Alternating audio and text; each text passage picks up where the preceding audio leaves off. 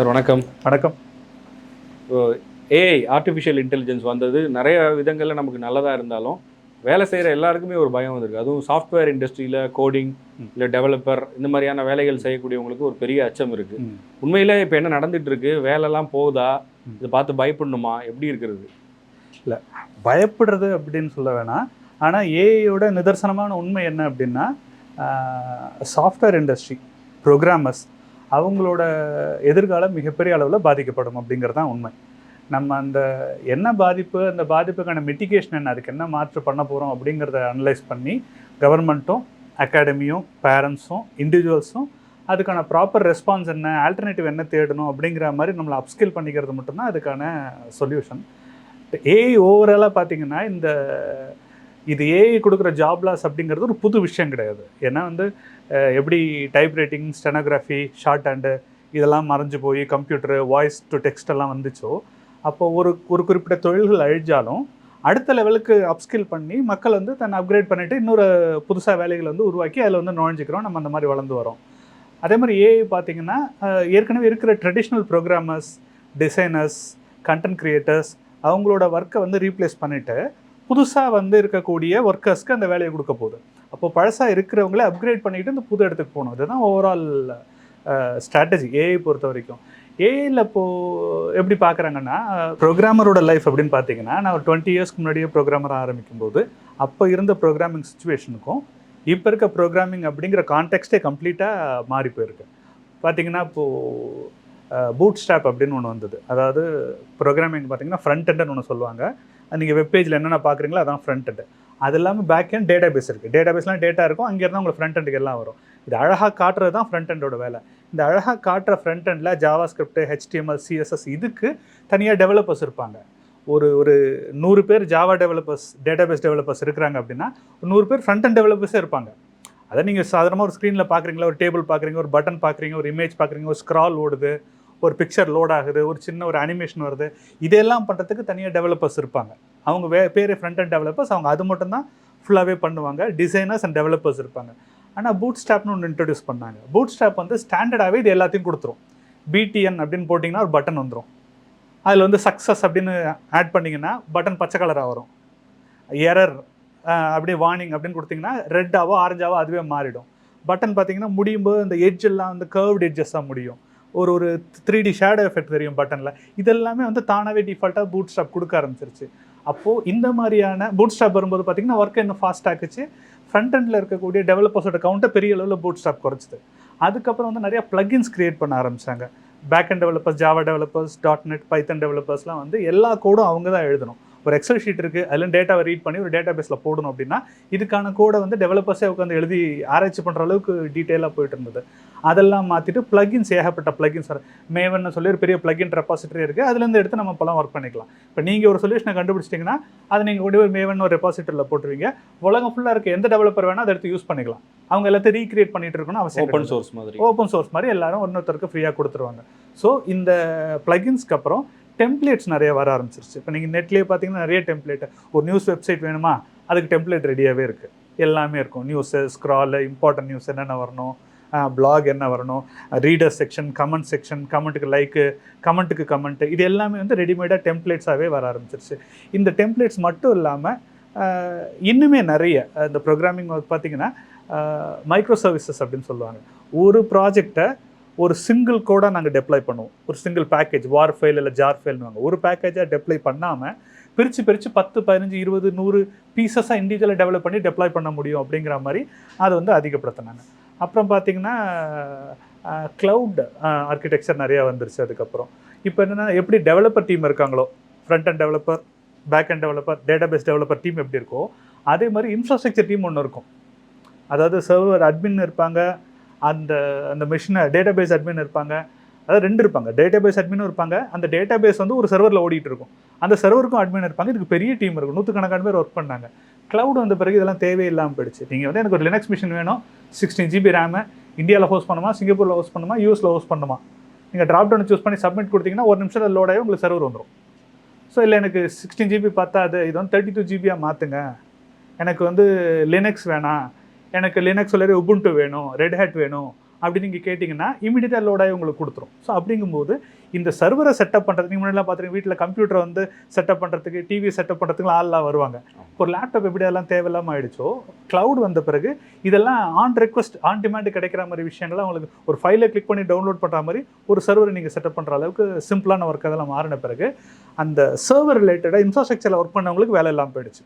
அப்போது நீங்கள் பார்த்தீங்கன்னா இந்த Bootstrap, templates, plugins, micro services, APIs, அப்புறம் க்ளவுட் இன்ஃப்ராஸ்ட்ரக்சர், இதெல்லாம் வந்து பெரிய அளவில் ஒர்க்கர்ஸ் நம்பரை குறைச்சிட்டே வந்தது. ஆனால் இதுக்கு ஆப்போசிட்டாக என்ன நடக்குதுன்னா, when something is more available it touches a lot of things. இப்போது சாஃப்ட்வேருங்கிறது ரொம்ப காஸ்ட்லியான விஷயமா, சாஃப்ட்வேர் டெவலப்பர்ஸ் ரொம்ப ரேரான கம்மியான ஆட்களாக, கம்மியான கமாடிட்டியாக இருக்கும்போது ரொம்ப ரொம்ப பெரிய நீடு இருக்கவங்க 100 கோடி 500 கோடி 1000 கோடி பிஸ்னஸஸ் மட்டும்தான் சாஃப்ட்வேரை யூஸ் பண்ணக்கூடிய சூழல் இருந்தது.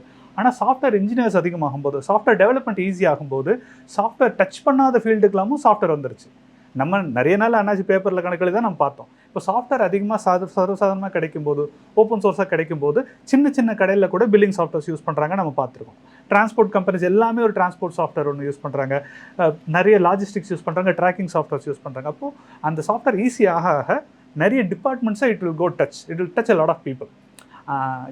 இந்த வரிசையில் பார்த்தீங்கன்னா இப்போ லேட்டஸ்ட்டாக ஏஐயோட டெவலப்மெண்ட்டில் என்ன ஆகுதுன்னா, நம்ம ஏற்கனவே சொன்னோம்ல, இந்த ஒரு லெவல் ப்ராக்ரஸ் கோடிங்கை ஈஸியாக்கி எம்ப்ளாயீஸோட தேவையை குறைக்கும் போது, இப்போ ஏஐ பேஸ்டு கோடிங் அப்படிங்கிறது ஏஐ என்ன பண்ணுதுன்னா, பேசிக்காக ஏஐ இப்போது இந்த மாதிரி கோட் அடிக்கிற ஏஐ எல்லாமே ஜென்ரேட்டிவ் ஏஐ இல்லைனா எல்எல்எம் சொல்லுவாங்க, லார்ஜ் லாங்குவேஜ் மாடல் ஏஐஸ். அதெல்லாம் என்ன பண்ணும், இப்போ கிட்ஹப்னு ஒன்று இருக்குது. கிட்ஹப்பில் என்ன பண்ணுவாங்க, எல்லா டெவலப்பரும் அடிக்கிற கோடெல்லாம் கிட்ஹப்பில் போட்டு சேவ் பண்ணி வச்சுப்பாங்க. நீங்கள் சேஞ்ச் பண்ணாலோ ஏதாவது மிஸ் ஆனாலோ உங்கள் மிஷின் கிராஷ் ஆச்சுன்னா உங்கள் கோடு ஃபுல்லாக போயிடும்.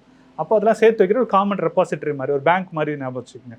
அந்த கிட்ஹப்லுக்கு எல்லோரும் கோடை போடுவாங்க. இப்போ என்ன பண்ணுறதுன்னா, அதில் பப்ளிக்காக இருக்கிற கோடெல்லாம் எடுத்து ஒரு ஏஐ கிட்ட கொடுத்து இதெல்லாம் படித்து அண்டர்ஸ்டாண்ட் பண்ணிக்கோன்னா, that AI will go and read all the codes, billions and billions of lines of கோடை படித்து ஒரு 1 லட்சம் 2 லட்சம் 3 லட்சம் டெவலப்பர்ஸ்க்கு என்ன நாலேஜ் இருக்கோ அந்த நாலேஜ் வந்து இப்போ இந்த ஏஐ டூலுக்கு வந்துடும். It's not a complete knowledge, அதில் வந்து நிறைய குறைகள் இருக்கும், ஓட்டையெல்லாம் இருக்கும். ஆனால் இது ஃபுல்லாகவே வந்து ஒரு ஏஐக்கு வந்துடும். இப்போ நீங்கள் ஏஐ கிட்ட போய் எனக்கு ஒரு நியூஸ் வெப்சைட் இல்லை ஒரு சாதாரண ஒரு எம்ப்ளாயியோட லீவ் மேனேஜ்மெண்ட்டுக்கு எனக்கு ஒரு சாஃப்ட்வேர் வேணும், ஒரு காலேஜுக்கு ஒரு அட்மிஷன் சிஸ்டம் வேணும், ஸ்கூலுக்கு mark sheet rank card generate பண்ணுறதுக்கு ஒரு சாஃப்ட்வேர் வேணும்னு கேட்டிங்கன்னா, it will go through the code.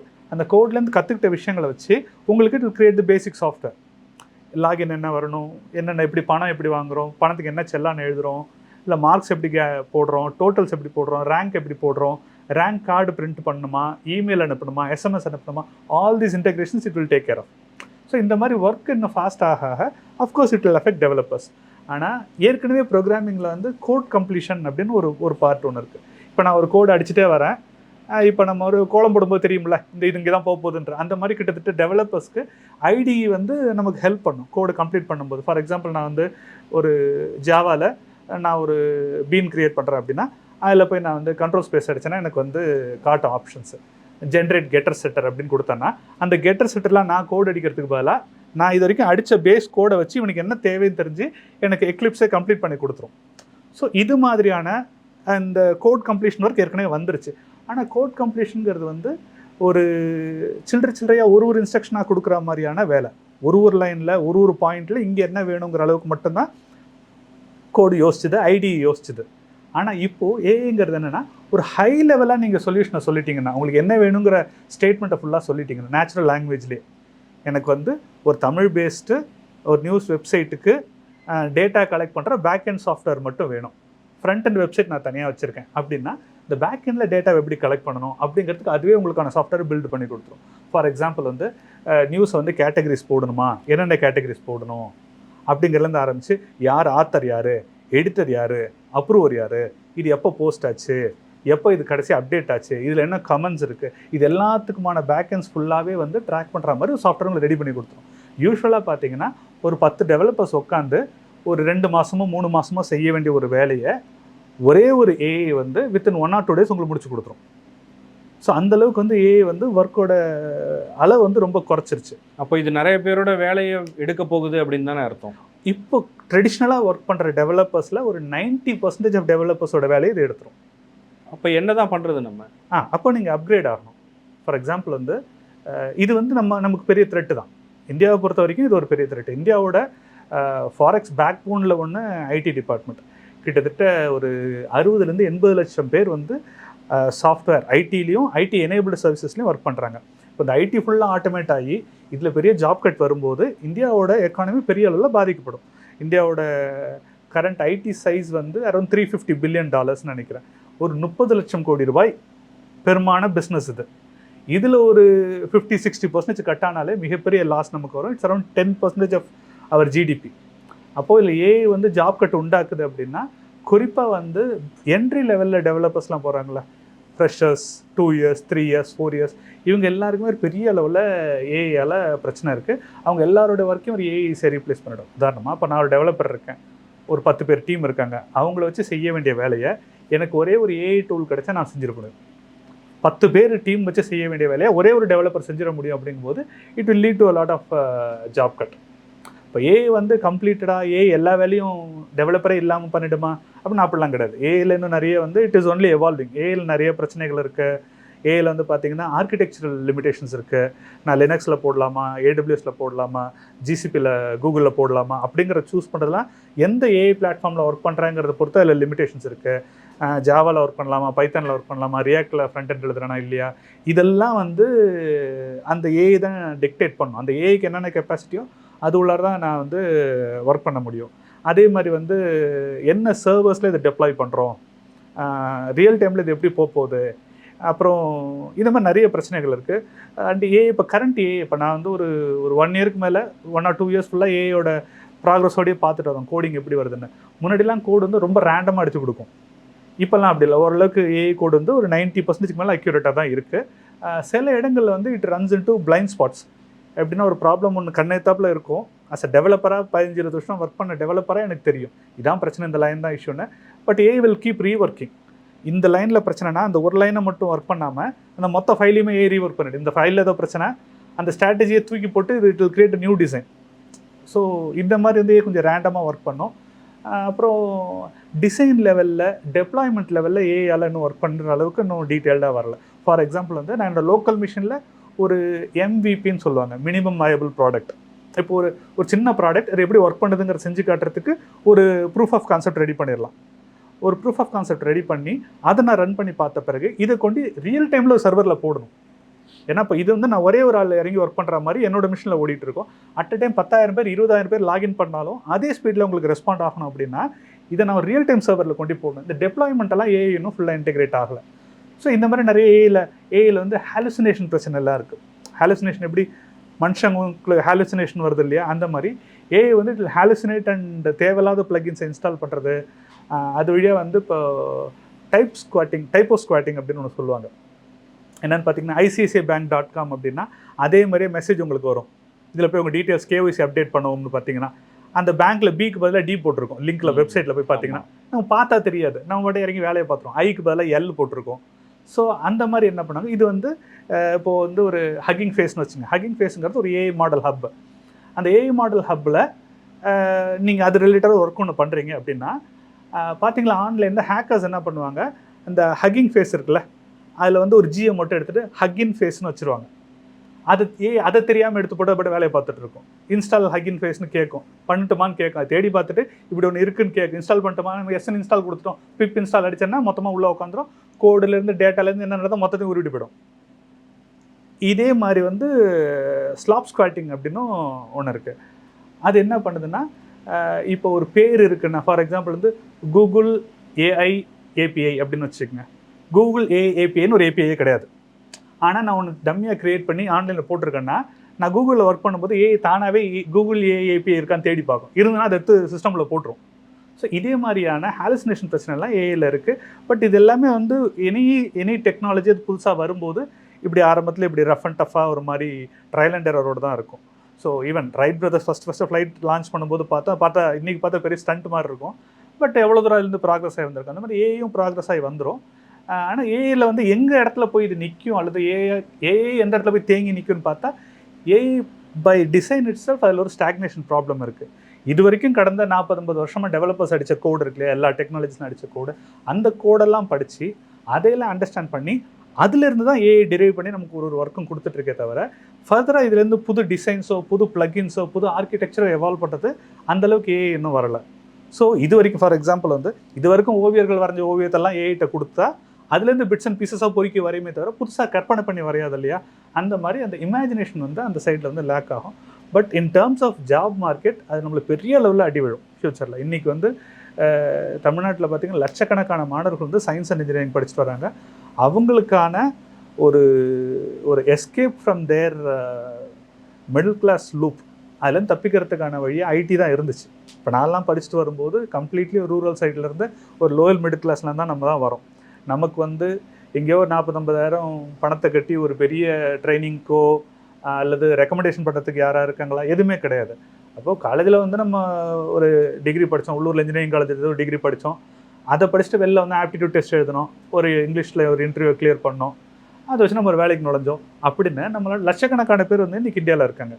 இந்த லட்சக்கணக்கான பேர் என்ட்ரு ஆகிற அந்த வாசல் வந்து கிட்டத்தட்ட அடைஞ்சிரும் ஏஐனால.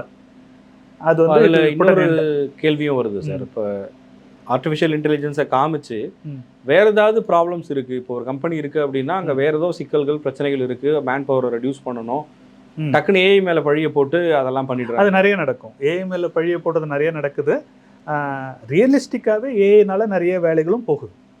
ரியலிஸ்டிக்காக நிறைய இது வந்து நம்ம இங்கே பார்க்குறோம்ல, இந்த இந்த இங்கே இருக்கக்கூடிய சின்ன சின்ன ஸ்டார்ட் அப் கம்பெனிஸ் அந்த மாதிரி கிடையாது. பெரிய பெரிய கம்பெனிஸ்லேயே அந்த மாதிரி பாதிப்புகள்லாம் நிறையா வருது. ஃபார் எக்ஸாம்பிள் வந்து சர்வீஸ் பேஸ்ட் ஆர்கனைசேஷன்ஸ்லாம் இருக்காங்களே, சிடிஎஸ், டிசிஎஸ், இன்ஃபோசிஸ், விப்ரோ மாதிரியான கம்பெனிஸ் எல்லாமே ஏஐ வந்து பெரிய லெவல் இம்பாக்ட் உண்டாக்கி அவங்க யாருமே இப்போல்லாம் ஜூனியர் லெவல் டெவலப்பர்ஸ் எடுக்கிறதே கிடையாது. இப்போ video recruitment for lot of companies எம்என்சிஸ்லாம் நம்ம பண்ணுறோம். நமக்கு வரதெல்லாம் மினிமம் 5 years மட்டும்தான் கேட்குறாங்க. இன்னும் வந்து அதிக ஹைடெக்காக போகிற கம்பெனிஸ்லாம் வந்து 8 years 10 years ப்ளஸ் மட்டும் போதுங்கிறாங்க. ஜூனியர் டெவலப்பர் ஹையரிங்னே ஒன்று இல்லாமல் நிறுத்திட்டாங்க கம்ப்ளீட்டாக. ஜூனியர் டெவலப்பர் யாரை ஹையர் பண்ணுறாங்கன்னா ஜென்ஏயோ, எல்எல்எம்மோ, மெஷின் லேர்னிங்கோ, அதில் நல்லா காலேஜ்லேயே படித்து கம்யூனிகேஷனும் நல்லா பண்ணி ரொம்ப டாப் கிளாஸுக்கு ஒரு 10% ஆட்கள் தான் எடுக்கும். 50 பேர் படித்தாங்கன்னா 5 பேர் வரைக்கும் வேலைக்கு எடுக்கிறாங்க, அவ்வளோதான். ஸோ மிச்சப்படி வந்து ஃப்ரெஷர்ஸ்க்கு ஜூனியர் டெவலப்பர்ஸ்க்கு ஒர்க்கே இல்லாத அளவுக்கு ரொம்ப டைட்டாக இருக்குது இண்டஸ்ட்ரி. இது வந்து இந்தியாவுக்கு ஒரு மிகப்பெரிய பின்னடைவு இந்த ஏஐ பிரச்சனைங்கிறது. தமிழ்நாட்டுக்கு அதை விட பெரிய பின்னடைவு. நம்ம சாஃப்ட்வேர் துறையை வந்து நம்ம பெரிய அளவில் நம்பியிருக்கோம். ஏற்கனவே நம்ம வந்து கடந்த ஒரு 5-10 வருஷமாக we are falling behind. Bengaluru, Hyderabad, Visakhapatnam இந்த மாதிரி சிட்டிஸ் கொடுக்குற ப்ராக்ரஸ் நம்மளால் கொடுக்க முடியல. இப்போது கடந்த ஒரு 5 வருஷத்துக்குள்ளே பார்த்திங்கன்னா ஹைதராபாத்லாம் வந்து 2 லட்சம் கோடி, விசாகப்பட்டினம் இட்ஸ் டயர் 2 சிட்டி, அவங்களே வந்து 1.5 லட்சம் கோடி அந்தளவுக்கு முதலீடுகள் வாங்கியிருக்காங்க. சென்னை பார்த்தீங்கன்னா ரொம்ப கீழே இருக்குது, 44,000 கோடி தான் ஆக்சுவலாக ப்ராமிஸ்ட் இன்வெஸ்ட்மெண்ட்டே. அது ஆக்சுவலாக என்ன ரியலைஸ் ஆகலை. ப்ராமிஸ்டே வெறும் 44,000 கோடி தான். அதில் ஒரு 4,000 கோடி வந்தாலே பெரிய விஷயம். அப்போது ஒருத்தர் 2 லட்சம் கோடி வாங்குறாங்க, நம்ம ஒரு 10,000 கோடி கூட இன்வெஸ்ட்மெண்ட் கொண்டு வர முடியலங்கிறது இங்கே இருக்கிற வேலைவாய்ப்பை மிக கடுமையான அளவில் பாதிக்கும். மிச்ச ஸ்டேட்ஸ்லாம் கொஞ்சம் கொஞ்சமாக வந்து அந்த உள்ளூர் மக்களுக்கு வேலை வேணும் அப்படிங்கிறதுக்காக தெரிஞ்சோ தெரியாமலோ நேரடியாகவோ மறைமுகமாகவோ நிறைய அழுத்தம் கொடுக்குறாங்க. கர்நாடகாவில் அந்த மாதிரி ஒரு லா ஒன்று போட்டாங்களா, ப்ரைவேட் எம்ப்ளாயீஸில் கன்னடிகாஸ்க்கு இடம் கொடுக்கணும் அப்படிங்கிறத கொண்டு வராங்க. இப்போ ஒரு வேளை அதை கோர்ட்டில் சேலஞ்ச் பண்ணி அதை ஹோல்டு பண்ணினாலுமே கம்பெனிஸ் அந்த லாவை பைபாஸ் பண்ண தயங்குவாங்க.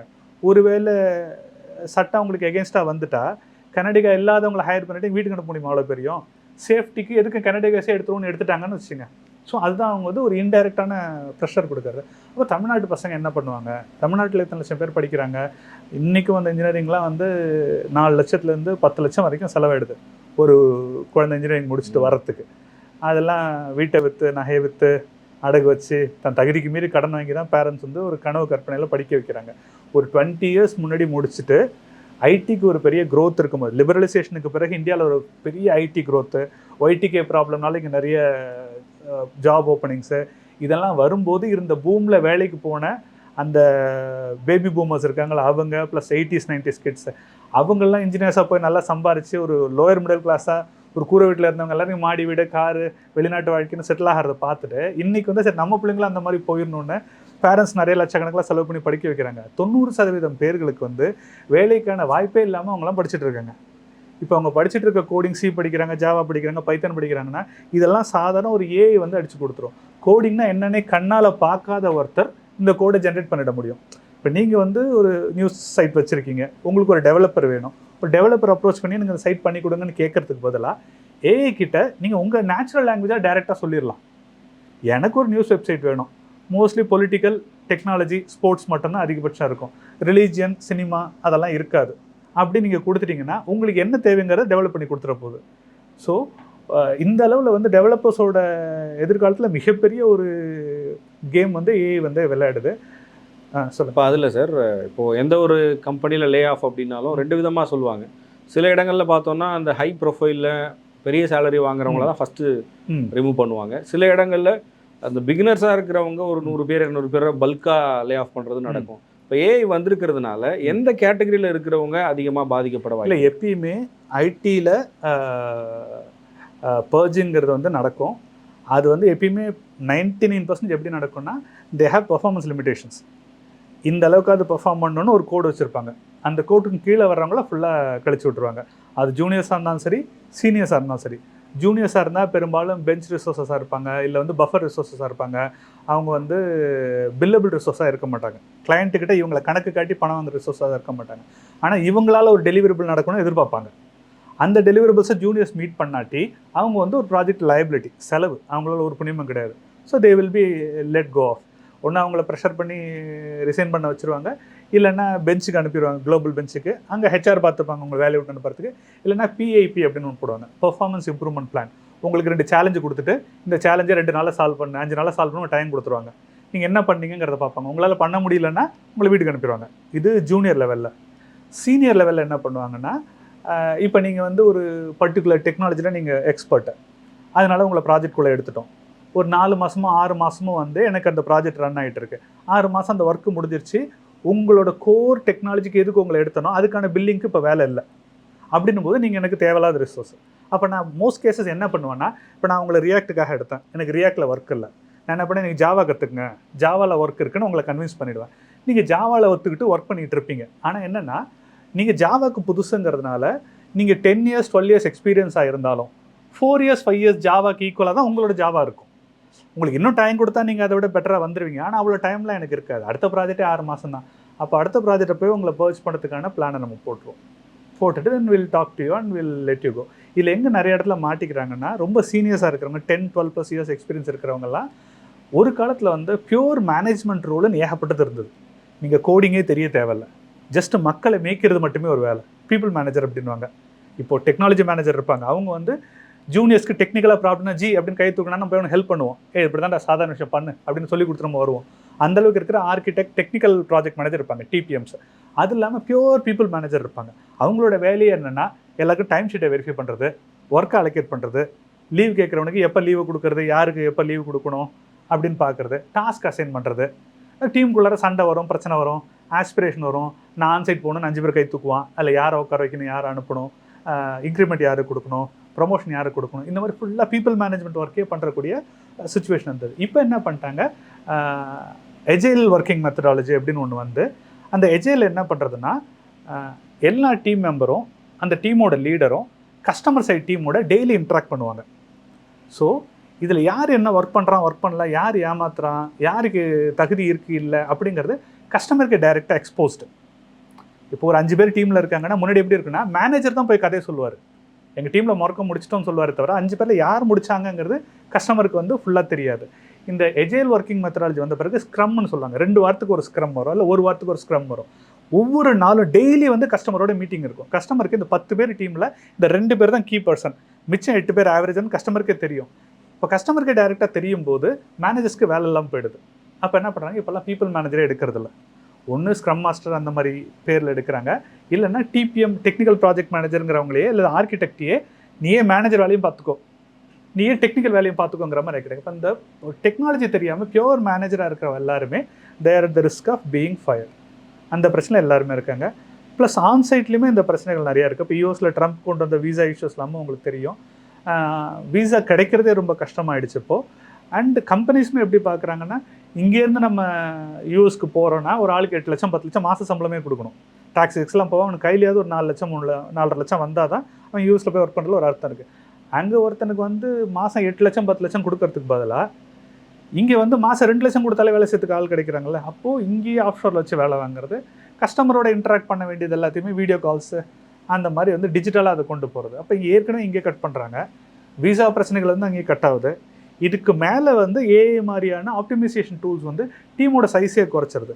100 பேர் இருக்கிற டீமுக்கு 10 மேனேஜர் வேணும், 10 பேர் இருக்கிற டீமுக்கு 2 மேனேஜர் போதும், ஒரு மேனேஜரே கூட போதும் அப்படின்னு ஆகிட்ட பிறகு AI will cut on the top level also. எல்லாருமே பெரும்பாலும் 99% வந்து பர்ஃபார்மன்ஸ் பேஸ்டு கட்டு தான். ஐடி உள்ளாரையும் கொஞ்சம் வந்து இந்த லாபிஸு, இந்த மொழிக்காரங்களுக்கானது, இந்த ஊர்க்காரங்களுக்கான லாபிலாம் இருக்குது. ஆனால் 90% வந்து it's a very fair environment. நீங்கள் நல்லா பெர்ஃபார்ம் பண்ணுறீங்கன்னா mostly you will not lose job. நல்லா பண்ணல அப்படின்னா மோஸ்ட்லி வில் கோ அவே. அப்படி தான் வந்திருக்கும். அதை நம்ம வந்து அவாய்ட் பண்ண முடியாது. ஸோ அந்த பேசிஸ் தான் கட் பண்ணுவோம். எப்படி ப்ரிப்பேர் பண்ணிக்கணும் சார் இது வந்து நம்ம ஓவர் கம் பண்ணி வரணும் அப்படின்னா? ஸோ இப்போது it's a very good question. என்னென்னா ஒவ்வொருத்தருக்கும் இந்த ஏஐயை ஒரு மாதிரி அடாப்ட் பண்ணிட்டு போகணும். இப்போ வந்து ஒரு டெவலப்பராக இன்றைக்கி என்ட்ரு ஆகிறவங்க, இப்போ எனக்கு வந்து ஜாவா தெரியும், எனக்கு பைத்தன் தெரியும், எனக்கு கோடை ரன் பண்ண தெரியும் அப்படிங்கிறத தாண்டி ஒரு ஏஐ டூல்ஸை யூஸ் பண்ணி ஒரு எண்ட் டு எண்ட் அப்ளிகேஷனை டெவலப் பண்ண தெரியும். நான் ஒரு இண்டிவிஜுவலாக ஒரு பர்சனாக ஒரு மினிமம் வயபிள் ப்ராடக்டை இல்லை ஒரு ப்ரோட்டோடைப்பை நானே பண்ணி கொடுத்துருவேன் உங்களுக்கு அப்படிங்கிற அளவுக்கு அவங்களுக்கு நாலேஜ் இருக்கணும். அதுக்கு ஏஐ கூட எப்படி ஒர்க் பண்ணணும், என்னென்ன மாதிரி ப்ராம்ப்ட்ஸ் கொடுத்து வாங்கணும் அப்படிங்கிறதுலேருந்து ஆரம்பித்து ஏஐ எங்கெங்கெல்லாம் போய் முட்டிட்டு நிற்கிதோ, நான் சொன்ன பிளைண்ட் ஸ்பாட்ஸு, ஹாலுசினேஷன்ஸ், அந்த டிசைன் டெசிஷன்ஸ்லேருந்து ஆர்கிடெக்சர் டெசிஷன்ஸ்லேருந்து ஏஐயில் எங்கெங்கெல்லாம் நகர முடியாமல் நிற்கிதோ அங்கெல்லாம் இறங்கி சால்வ் பண்ணி நம்ம அதை தள்ளி விடுற இடத்துல நம்ம இருக்கணும். அந்த மாதிரி டெவலப்பர்ஸ் தான் வந்து ஜூனியர் அண்ட் மிட் லெவலில் என்டர் ஆக முடியும். சீனியர் லெவலில் இருக்கிறவங்க ஏஐயை எப்படி நம்மளோட ப்ராஜெக்ட்டுக்கு அதை டியூன் பண்ணுறது அப்படின்னு சொல்லிட்டு, இப்போ ஏஐயில் வந்து நிறைய மாடல்ஸ் இருக்குது. இப்போது எப்படி சொல்கிறதுனா ஒரு ஏஐ பிளாட்ஃபார்ம்ங்கிறது ஒன்று. இப்போ கூகுள் ஜெமினி இருக்குது அப்படின்னா இட்ஸ் அ பிளாட்ஃபார்ம். இப்போ சாட்ஜிபிடி இருக்குன்னா இட்ஸ் அ பிளாட்ஃபார்ம். அதுலேருந்து நம்ம நிறைய பில்டு பண்ணலாம்.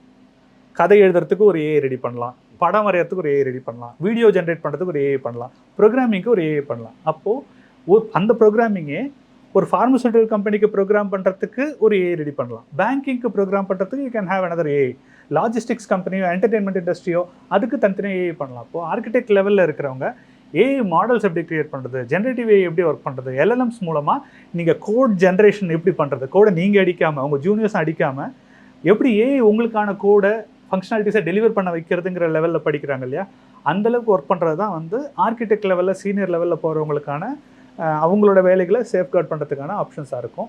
காலேஜே சேராமல் இன்னும் ஸ்கூல் லெவல்லே இருக்கிறவங்க வந்து அவங்க ப்ரோக்ராமிங் அப்படிங்கிற ஒரு ஜாபை பெரிய அளவில் ஒரு 80-90% நீங்கள் நம்பிட்டு இருந்தோம். சிஎஸ், ஐடி, எலக்ட்ரானிக்ஸ், எலக்ட்ரிக்கல் எல்லாரும் சிஎஸ்க்கு தான் போவாங்க, கடைசியில் கோடிங்க்கு தான். அந்த மாதிரி இல்லாமல் ஒரு 10% 20% ஆட்கள் மட்டும் தான் கோடிங்க்கு போவாங்க. மிச்சம் 80% கோடிங் இல்லாத என்னென்ன வேலைகள் இருக்குது, இப்போ ஹார்ட்வேர் ரிலேட்டட் ஒர்க் இருக்குது, சர்க்யூட்ஸ் ரிலேட்டட் இருக்குது, எலக்ட்ரிக்கல் ரிலேட்டட் இருக்குது, இல்லை ரோபோட்டிக்ஸ் இருக்குது, அந்த மாதிரியான 3D பிரிண்டிங் மாதிரியான டெக்னாலஜி, சைபர் செக்யூரிட்டி இருக்குது. அப்படிங்கிற மாதிரியான புது புது டெக்னாலஜிஸை நோக்கி அவங்களோட கெரியரை, அவங்களோட ஈவன் கிராஜுவேஷனை, டிகிரியவே அதை நோக்கி அவங்க ரியலைன் பண்ணிக்கணும். அந்த லெவலில் தான் ஸ்டூடெண்ட்ஸ் அளவில் போகணும். ஸோ ஆஸிஸ் அப்படியே மேனேஜ் பண்ணலாம் அப்படிங்கிறது வந்து ரொம்ப ரொம்ப டைட்டான ஒரு ஆப்ஷன். அண்டு இன்னொரு லெவலில் பார்த்திங்கன்னா இந்த தமிழ்நாட்டை பொறுத்த வரைக்கும் இப்போ நம்ம வந்து we are at definite threat. ஒரு ஏஐ வந்து ஒரு பெரிய அளவில் வேலைவாய்ப்பை முடக்கும்போது அதில் அதிகபட்சமாக தமிழ்நாடு பாதிக்கப்படும். ஏன்னா ஏற்கனவே பெங்களூர், ஹைதராபாத் 2 பேருமே வந்து இந்த ஏஐயோட இம்பேக்டை எப்படி கவுண்டர் பண்ணுறதுங்கிறதுக்கு நிறைய ஒர்க் பண்ணிட்டாங்க. இப்போது பெங்களூர் பார்த்திங்கன்னா it is already the IT hub of India. இந்தியாவோட ஐடி கேபிட்டல்னால் அது பெங்களூர் தான். மொத்த இந்தியாவில் அரௌண்ட் 40% டெவலப்பர்ஸ், ஐடி டெவலப்பர்ஸ் எல்லாம் பெங்களூரில் தான் இருக்காங்க. ஏஐலையும் அவங்க they are far ahead in the race. Bengaluru ரொம்ப முன்னாடி போயிட்டுருக்கு. பெரிய பெரிய கம்பெனிஸ், குறிப்பாக ஏஐ ரிலேட்டடாக ஒர்க் பண்ணக்கூடிய கம்பெனிஸ், ஏஐ ஸ்டார்ட் அப்ஸ் நிறைய பெங்களூர் பேஸ்டாக தான் இருக்காங்க. ஹைதராபாத் வந்து quantum computing, cloud computing, data centres plus AI. இப்போ அமராவதியில் கூட குவாண்டம் வேலி அனௌன்ஸ் பண்ணியிருக்காங்களே, அந்த மாதிரி they are far ahead in terms of their policy. Tamil Nadu மாதிரியான ஸ்டேட்ஸ் வந்து பார்த்திங்கன்னா நம்ம இன்னும் இந்த ட்ரெடிஷ்னல் டெக்னாலஜிஸை வச்சே நம்ம இன்னும் தள்ளிகிட்டு இருக்கோம். இப்போது காக்னிசன்ட், டிசிஎஸ், ஸ்டாண்டர்ட் சார்ட்டர்ட் பேங்க்கு, ஃபோர்டு, விப்ரோ, ஹெச்சிஎல், இந்த மாதிரி நிறைய கம்பெனிஸோட ஃபவுண்டர்ஸ் வந்து தமிழ்நாட்டில் இருந்திருக்காங்க. அல்லது அதில் சிஇஓ, சிடிஓ, இந்த சிஎக்ஸ்ஓ ரேஞ்சில் இருக்க நிறைய பேர் வந்து தமிழ்நாட்டில் இருந்திருக்காங்க. ரொம்ப பல நூற்றாண்டுகளாக அண்ணா யூனிவர்சிட்டி, ஐஐடிஸ், அந்த மாதிரி பெரிய பெரிய இன்ஸ்டிடியூஷன்ஸ் இங்கே இருக்கிறதுனால அதை பேஸ் பண்ணி 1970s எங்கெல்லாம் வந்து டிசிஎஸ் வந்துருச்சு. அப்போது நமக்குன்னு ஒரு சாலிட் ஃபுட்டிங் ஒரு பிளாட்ஃபார்ம் இருந்தது. அந்த பிளாட்ஃபார்மில் நம்ம இவ்வளோ நாள் ட்ராவல் பண்ணிட்டு இருந்தோம். இன்றைக்கி நம்ம பார்க்குறதுமே வந்து ஓரளவுக்கு சென்னை ஓடிட்டு இருக்க மாதிரி இருக்கிறது இந்த பிளாட்ஃபார்மோட பேசிஸில் தான். கடைசியாக 10-15 வருஷமாக we have lost the battle. Bengaluru, Hyderabad, Visakhapatnam, Pune எல்லாம் நம்மளை அடிச்சு நோத்திட்டு எங்கேயோ போயிட்டு இருக்காங்க மேலே. இப்போ நம்ம வந்து அவசரமாக இந்த அடாப்ஷன் பண்ணி ஏஐக்கு நம்ம வந்து தமிழ்நாடு ரெடி ஆகலை அப்படின்னா வில் பி லெஃப்ட் பிஹைண்ட். கடன் எப்படி வந்து ஒரு காலத்தில் நாலந்தா டாக்ஸில் மாதிரி பெரிய பெரிய பல்கலைக்கழகங்கள்லாம் இருந்த மாநிலங்கள்லாம் இன்றைக்கி வந்து படிப்பறிவு இல்லாத மாநிலம்னு நம்ம கிண்டல் பண்ணுற அளவுக்கு அவங்கள பின்னாடி போயிட்டாங்களோ, தமிழ்நாடு அந்த மாதிரி ரொம்ப சீக்கிரமே பின்னாடி போயிடும். ஸோ கவர்மெண்ட்டில் what we suggest is, in terms of academy ஃபுல்லாகவே ரெஃப்ரெஷ் பண்ணணும். இன்னும் C++லேருந்து பாலிண்ட்ரோம் ப்ரோக்ராம்லேருந்து மேட்ரிக்ஸ் அடிஷன் சப்ட்ராக்ஷன் ரேஞ்சில் இன்னும் ஓட்டிகிட்டு இருக்காங்க. அதை வச்சுட்டுலாம் இண்டஸ்ட்ரியில் பசங்களால் சர்வே ஆக முடியாது, ரொம்ப தூரம் போகணும். ஏஐ, எம்எல் இந்த மாதிரி கோர்சஸ் நடத்துறதுக்கு குவாலிஃபைடு ஸ்டாஃபே வைக்கிறதில்ல. காலையில் படிச்சுட்டு இல்லை ராத்திரி உட்காந்து படிச்சுட்டு அதே வந்து காலையில் அவங்க வந்து கிளாஸ் எடுக்கிறாங்க. அவங்க என்ன நடத்துகிறாங்கன்னு அவங்களுக்கும் தெரியாது, ஸ்டூடெண்ட்ஸ்க்கும் தெரியாது. ரொம்ப 100க்கு 10% ஸ்டாஃபுக்கு தான் நம்ம என்ன டீச் பண்ணணும் தெரிஞ்சே டீச் பண்ணுறாங்க. 100க்கு 2-3% ஸ்டாஃப் தான், 100க்கு 2 பேர் 3 பேர் தான் இந்த ஏஐயோ எம்எல்ஓ ப்ராக்டிக்கலாக அதை இம்ப்ளிமெண்ட் பண்ண ஆக்சுவல் இண்டஸ்ட்ரி நாலேஜே இருக்கிறவங்க 100க்கு 2 பேர் 3 பேர் தான். இவங்க சொல்லிக் கொடுத்து இந்த பசங்களை எப்படி ரெடி பண்ண போகிறோம். அப்போ அந்த அகாடமி பெரிய அளவில் ரெஃப்ரெஷ் பண்ண வேண்டியது ஒரு பெரிய சேலஞ்சு நம்மளுக்கு ஒன்று இருக்குது. ரெண்டாவது வந்து கவர்மெண்ட்டோட பாலிசி லெவலில் ஜாப் க்ரியேஷனுக்கு நிறைய ஆல்டர்னேட்டிவ்ஸ் வந்து தேடணும். ரொம்ப குறிப்பாக ஏஐயை கவுண்டர் பண்ணுறதுக்கு என்ன பண்ணலான்னா, ஏஐ மேலே நம்ம சவாரி பண்ணலாம். ஏஐ மேலே சவாரி பண்ணுறது எப்படின்னா, இப்போது ஃபார் எக்ஸாம்பிள் நல்ல பிளேயர்ஸ் ஒரு ஊரில் உருவாகனா என்ன வேணும், நல்ல ப்ளே கிரவுண்ட்ஸ் வேணும். இப்போ நிறைய ஜிம் இருக்குது அப்படின்னா பாடி பில்டர்ஸ்க்கு ஒரு பப்ளிக் ஜிம்ஸாக இருக்கும். இப்போ ப்ளே கிரவுண்டெல்லாம் வந்து ஒரு பெய்டு ப்ளே கிரவுண்டாக இருந்தால் யாரும் உள்ளே போகவே மாட்டாங்க. ஒரு கிளப்போட ப்ளே கிரவுண்ட்னா, பப்ளிக் ப்ளே கிரவுண்ட்னா பசங்க போய் விளையாடுவாங்க. அது மாதிரி இப்போது ஏஐ வந்து ஒரு ஸ்போர்ட்ஸ்னு வச்சுட்டா, அந்த ஏஐயில் ஜிபியூஸ்னு சொல்லுவாங்க. ஜிபியூஸ் அல்லது சூப்பர் கம்ப்யூட்டர்ஸ் அப்படின்னு சொல்லுவாங்க. It's a cluster of GPUs. அந்த கிளஸ்டர் ஆஃப் ஜிபியூஸ் அல்லது சூப்பர் கம்ப்யூட்டர் அப்படிங்கிறது வந்து அது வந்து ஒரு ப்ளே கிரவுண்ட். அது இன்றைக்கி வந்து வெரி காஸ்ட்லி விஷயமா இருக்குது. ஃபார் எக்ஸாம்பிள் வந்து ஜெமினிலையோ அல்லது வந்து கோபைலட்லேயோ ரெப்ளிட் மாதிரியான வைப் கோடிங் டூல்ஸ்லையோ நான் போய் இன்றைக்கி ஒர்க் பண்ணணும் அப்படின்னா, ஒரு ரெக்குயர்மெண்ட் கொடுத்து ஒர்க் அடிக்கணும்னா ஒரு ரெக்குயர்மெண்ட்டுக்கும் போகிற அந்த கால்ஸ் போதில்ல, ஒரு காலுக்கும் ஃபோன் கால் மாதிரி ஒரு டோக்கனுக்கும் பில்லிங் ஆகும். இத்தனை டாலர்ஸ் அப்படின்னு பில்லிங் ஆகும். நான் ஒரு டீசன்ட் சைஸாக ஒரு ப்ராஜெக்ட் பண்ணுறதுக்குள்ளே ஏன்னா சாதாரணமாக $30 $40 ஆகிடும். அப்போது அது ஒரு 3000 4000 5000 ஆகுதுன்னா அது வந்து ஸ்டூடெண்ட்ஸாலேயோ வேலை இல்லாமல் இருக்க கிராஜுவேட்ஸ்னாலேயோ அதெல்லாம் ட்ரை பண்ண முடியாது. இல்லை ஒரு ஸ்டார்ட் அப்பில் ஒருத்தர் இருக்காங்க, அவங்க வந்து ஒரு பில்லியன் பேராமீட்டர் பேஸ்டு ஒரு மாடல் டெவலப் பண்ண பார்க்குறாங்க, இல்லை ட்ரில்லியன் பேஸ்டு மாடல் பண்ண பார்க்குறாங்கன்னா அந்த மாடல்ஸ்லாம் பண்ணுற அளவுக்கு அவங்கள்ட்ட காசு இருக்காது. ஒரு பில்லியன்ஸ் ஆஃப் பேராமீட்டர்ஸ் உள்ள ஒரு சூப்பர் கம்ப்யூட்டர் பில்டு பண்ணணும்னா 5-10 கோடி ரூபா ஆகும். ட்ரில்லியன் பேராமீட்டர்ஸ் இருக்கிற ரியல் டைமாக பெரிய என்டர்பிரைஸ் லெவலில் இருக்கக்கூடிய ஒரு ப்ராடக்ட் ஒன்று பண்ணணும், ஏஐ மாடல் ஒன்று ரெடி பண்ணணும் அப்படின்னு சொன்னால் அதெல்லாம் வந்து 2000-3000 கோடி ஆகும். இப்போது ஏஐயோட இம்பேக்ட்லேருந்து நம்ம தப்பிக்கவே முடியாது, ஏஐயை ஸ்டாப் பண்ணவும் முடியாது.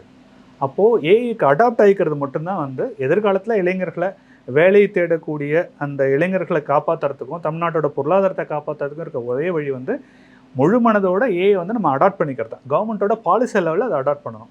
ஃபார் எக்ஸாம்பிள் நான் ஏற்கனவே சொன்ன மாதிரி எப்படி வந்து நல்ல பிளேயர்ஸ் உருவாகணும்னா நல்ல ப்ளே கிரவுண்ட்ஸ் இருக்கணும், அவங்களுக்கு தேவையான விளையாட்டு உபகரணங்கள் இந்த கிட்டு அதெல்லாம் கொடுக்கணும், ஸ்பான்சர்ஷிப்லாம் கொடுக்கணும்.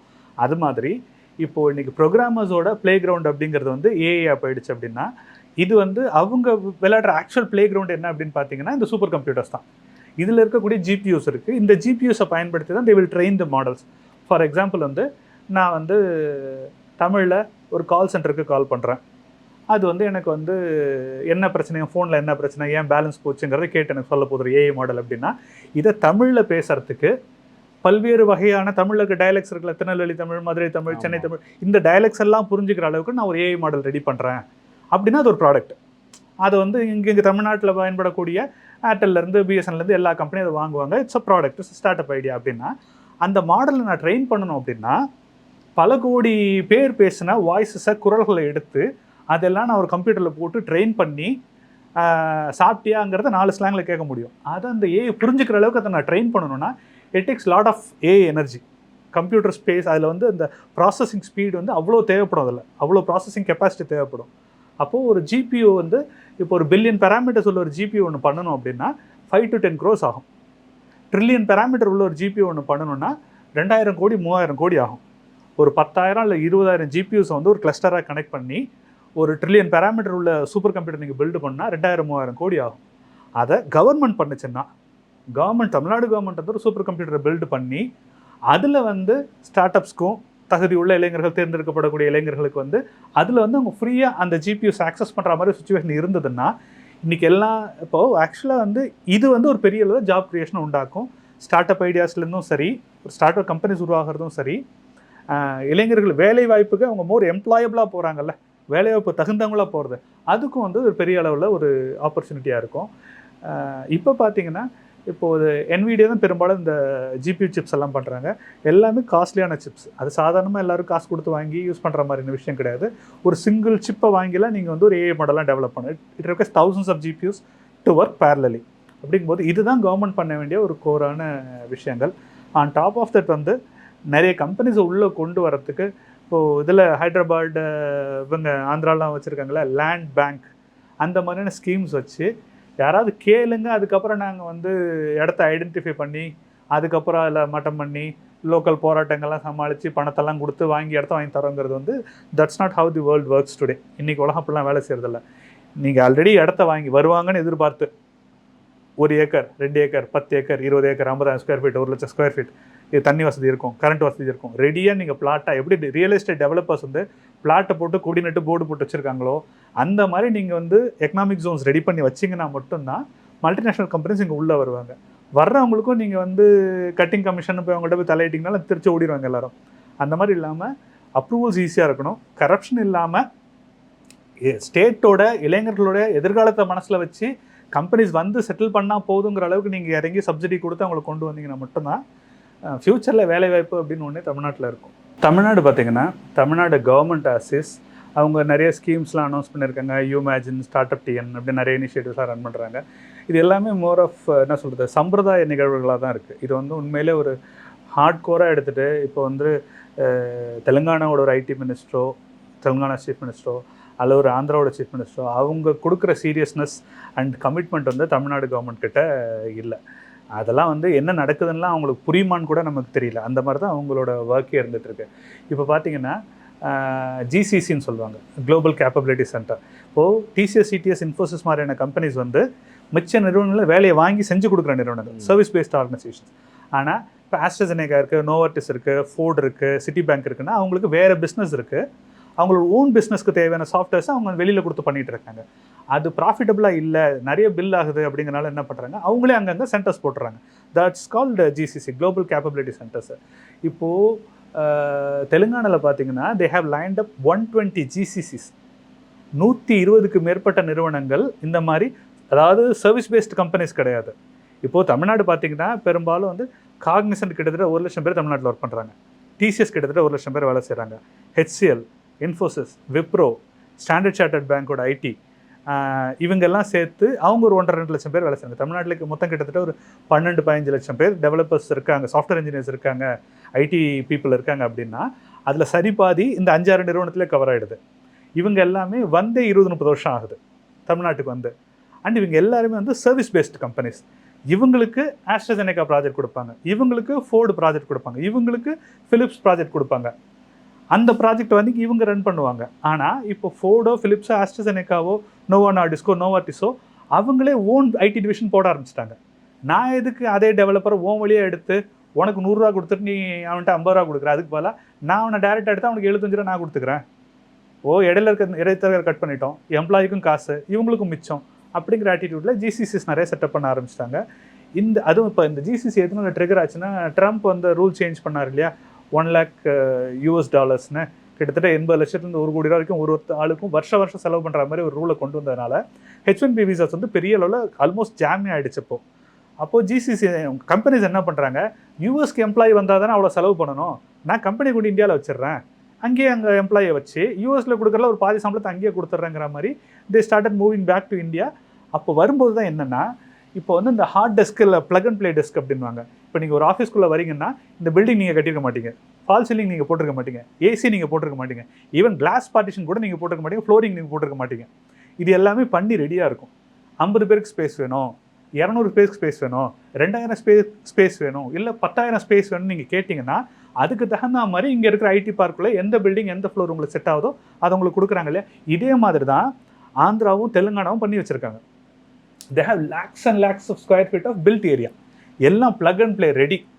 வந்தவொடனே கதை வந்துட்டு உள்ளே போய் ஆஃபீஸ் ஒர்க் ஆரம்பிக்க வேண்டியதான் அப்படிங்கிற மாதிரி ரெடிமேடாக வச்சுருக்கும் போது அவசரமாக இன்றைக்கி H1B விசா எதிர்பாராத விதமாக நிற்கும் போது படப்படன்னு ஓடி போய் கம்பெனி ஸ்டார்ட் பண்ணுங்கிற எல்லாருமே நீங்கள் ஏதோ ஒரு கார்டு கட்டாந்திர புதரை கட்டி நீங்கள் காசு கொடு நாங்கள் அதை க்ளீன் பண்ணி தரோம் அதுக்கப்புறம் நீங்கள் கட்டணம் கட்டிக்கலாம்னா யாரும் வர மாட்டாங்க. இதே Andhra and Telangana government they have everything built and ready, plug and ப்ளேவாக வச்சுருக்காங்க. டீ ஹப்லாம் போய் பார்த்தா பயங்கரமாக இருக்குது. ஹைடெக் சிட்டி டீ ஹப்லாம் போய் பார்த்தீங்கன்னா மிரண்டுறோம் சென்னையிலேருந்து போகிற நமக்கே. அப்போது அவ்வளோ ஒரு ப்ரிப்பேர்டாக இருக்கிறாங்க. நம்ம என்ன நினைக்கிறோம், நீ வா அப்புறம் நான் அவனை கட்டித்தரேன். அவங்க வந்து அவங்க வருவாங்க நம்பி கட்டிட்டாங்க. they built it and they're just waiting for occupants. வந்தோடனே people check in. ஸோ அதனால என்ன பார்த்தீங்கன்னா we are really losing to them in this whole game. இப்போது நிறைய முதலீட்டாளர் மாநாட்டுக்கு நிறைய போனாங்க, டாவாஸ் உட்பட நிறையத்துக்கு போனாங்க. நெட் ரிட்டர்ன் என்னன்னு பார்த்தா ஜீரோ இன்வெஸ்ட்மெண்ட்டோட நம்ம இன்றைக்கி நிற்கிறோம். இப்போது நான் ஏற்கனவே சொன்னது தான், ஹைதராபாத் தெலுங்கானா வந்து they got 2 lakh crores promises on MOU and எல்லாம் எக்ஸிக்யூட் பண்ணிகிட்டு இருக்காங்க. விசாகப்பட்டினம் 1.5 லட்சம் கோடி, பெங்களூர் 85,000 கோடி, புனே 65,000 கோடி, சென்னை எல்லாத்துக்கும் கீழே 40,000 கோடியில் இருக்குது. அப்போ நம்மளும் ஹைதராபாடும் டைரக்ட் காம்படிட்டர் இருக்கிறோம். ஹைதராபாத்தில் 5ல் 1 பங்கு கூட நம்ம சம்பாதிக்கல, 5ல் 1 பங்கு கூட நம்ம காம்படிஷன் எடுத்துகிட்டு போகலன்னா எப்படி சர்வை ஆகிறது இந்த மார்க்கெட்டில்? அப்போது அதெல்லாமே பண்ணணும் கவர்மெண்ட் ஃபஸ்ட்டு. அதுக்கான ஸ்பேஸ் கொடுத்து நீங்கள் எல்லாமே ரெடிமேடாக வந்தீங்கன்னா இங்கே வந்து கம்பெனிஸ் வந்து தங்குவாங்க. அது இல்லைன்னா நம்ம இன்னும் பழைய பெருங்காய டப்பா ஸ்மெல் பண்ண மாதிரி நினச்சிட்டு Anna university, IIT, Madras university அதனோட ஸ்ட்ரென்த்தில் கிடைச்ச பிளாட்ஃபார்மில் நம்ம என்ன க்ரோத் கிடச்சிதோ. Madras was the capital of presidency. 4-5 ஸ்டேட்டுக்கு கேபிட்டல் அது இருந்தது பிரிட்டிஷ் காலத்தில் 200-300 வருஷம். அதனால இங்கே basic infrastructure, manufacturing facilities, headquarters நிறைய இங்கே இருக்குது. ரீஜனல் ஹெட் குவார்ட்டர்ஸ்லாம் இங்கே இருக்குது. அதை வச்சு நம்ம ஓட்டிகிட்டு இருக்கோம். கடந்த 15-20 வருஷமாக என்ன பண்ணியிருக்கோம்னா ஜீரோ. We lost everything. இதெல்லாம் கவர்மெண்ட் பண்ணாட்டி அடுத்த எதிர்கால தலைமுறைக்கு வேலைனே ஒன்று இல்லாத சூழ்நிலை தமிழ்நாட்டுக்கு வந்துடும். Thank you sir. Thank you so much.